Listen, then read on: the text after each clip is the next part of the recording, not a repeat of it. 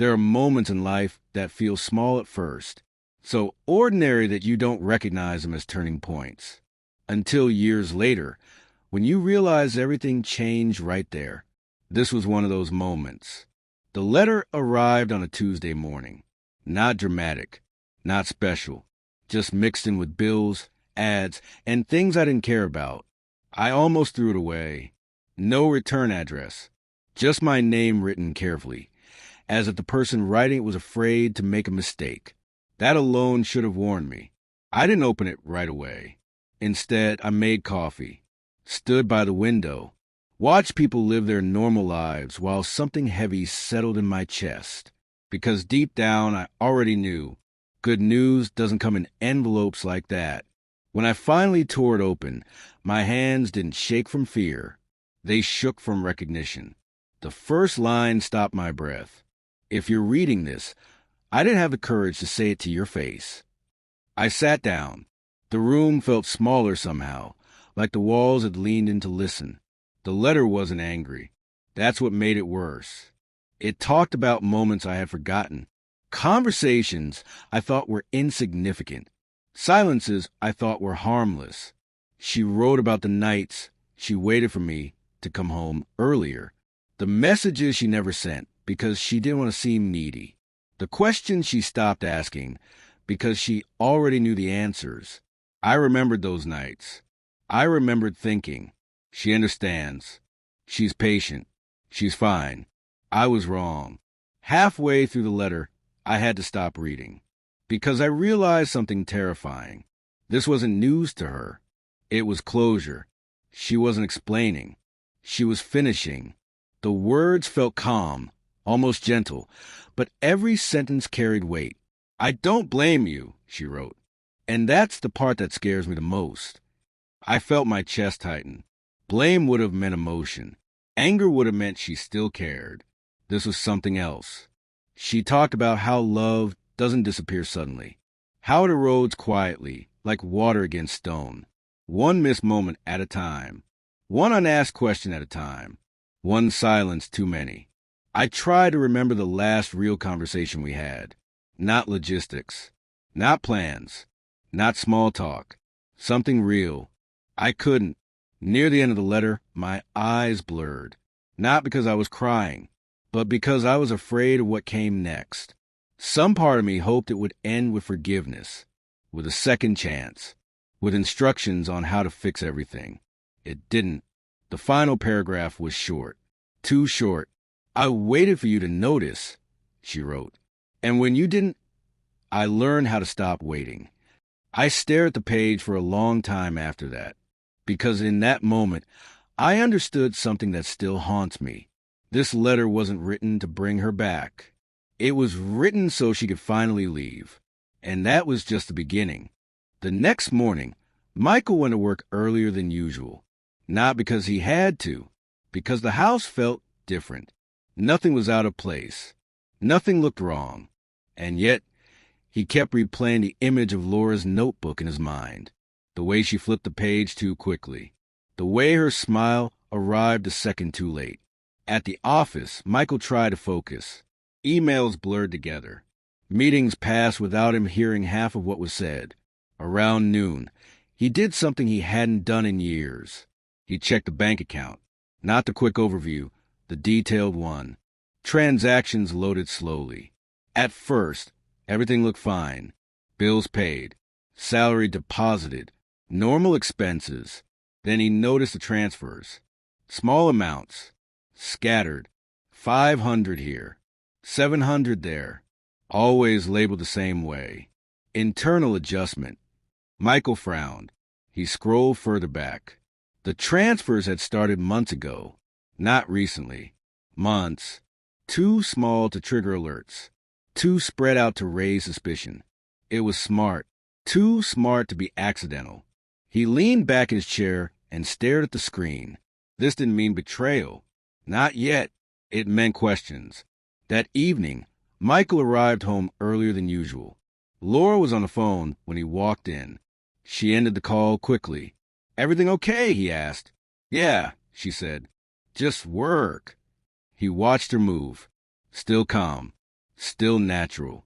But now he noticed things he never had before.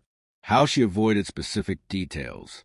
How she redirected conversations gently, without effort. At dinner, he mentioned the bank account casually. "I was checking finances today," he said. "Saw some transfers I didn't recognize."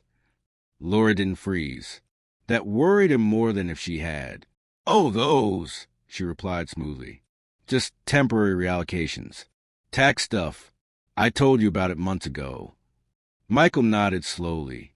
Maybe she had.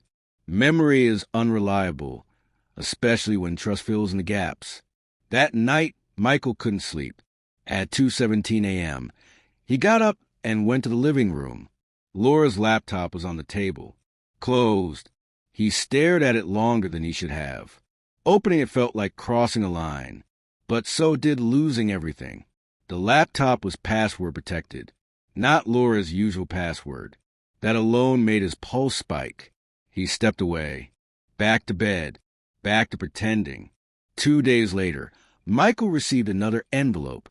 This one was waiting in his car, on the passenger seat. No sign of forced entry. No explanation. His hands trembled as he opened it. Inside was a single printed photo, a screenshot, a bank transfer, his account number, a destination account he didn't recognize. Below it, a message. "She is not stealing from you. She is moving you out of the picture." Michael felt cold, not scared, empty. That night, he searched the account number. It belonged to a newly formed investment company. The owner's name made his breath stop. Laura Collins. Her maiden name, the name she hadn't used in over a decade. Suddenly, the pieces aligned. The late nights, the careful explanations, the practiced signatures. This was an impulse. This was preparation. Michael sat alone in the dark, holding the first letter in one hand and the photo in the other. 2 warnings, months apart. Whoever was sending them wasn't rushing. They were watching. And now Michael had a choice. Confront Laura and risk accelerating whatever plan she had already set in motion, or stay silent, gather proof, and learn the truth piece by piece.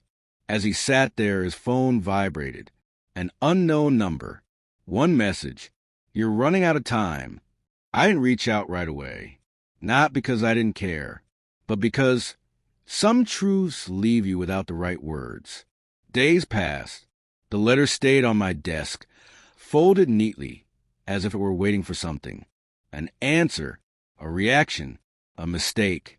I carried it with me in my head everywhere I went, at work, in conversations, in silence, especially in silence. One evening, I finally typed her name. My finger hovered over the screen longer than I want to admit. I wasn't afraid she wouldn't respond. I was afraid she would. Because what would that mean? That she still hoped? Or that she was simply kind enough to answer? I sent a message. Nothing dramatic. Nothing desperate. Just, "I read your letter." The reply didn't come immediately. When it did, it was short. "I know." That was it. No follow-up. No questions. And somehow, that single word confirmed everything the letter already said. I asked if we could talk. She agreed. Not eagerly. Not reluctantly. Just calmly. We met a few days later. She looked the same. And completely different. There was no tension in her shoulders. No hesitation in her voice. She wasn't guarded. She was free. We talked about ordinary things at first. Work, life, the weather. I noticed how easy it was for her to speak now. That hurt more than anger ever could. Eventually, I asked the question I had been avoiding. "When did you know?" She didn't answer right away. Then she said, "When I stopped feeling disappointed." I didn't understand. She explained. Disappointment means expectation. It means you still believe something can change. What she felt near the end wasn't disappointment. It was acceptance. She told me she didn't write the letter to hurt me. She wrote it so she wouldn't rewrite the past in her head forever. "So I could leave without hating you," she said. That sentence stayed with me. Hatred would have been easier. Hatred would have meant I mattered enough to resent. But she didn't hate me. She had simply finished grieving someone who was still sitting next to her. I apologized. Not the rush kind. Not the defensive kind. The honest kind. She listened. Then she nodded. I know, she said again. She didn't say she forgave me. She didn't say she didn't. Because forgiveness wasn't the point anymore. Before we parted, she said something I'll never forget. I hope you don't make the same mistake twice. I asked what she meant. She smiled, not sadly, not warmly, just truthfully, thinking that silence is kindness. We said goodbye, not dramatically, not emotionally, just two people walking in opposite directions. Later that night, I read the letter one last time. But this time, I wasn't looking for pain. I was looking for instruction. And I found it. Love doesn't end with yelling. It ends with being unheard. People don't leave when they're angry. They leave when they feel alone for too long. And silence?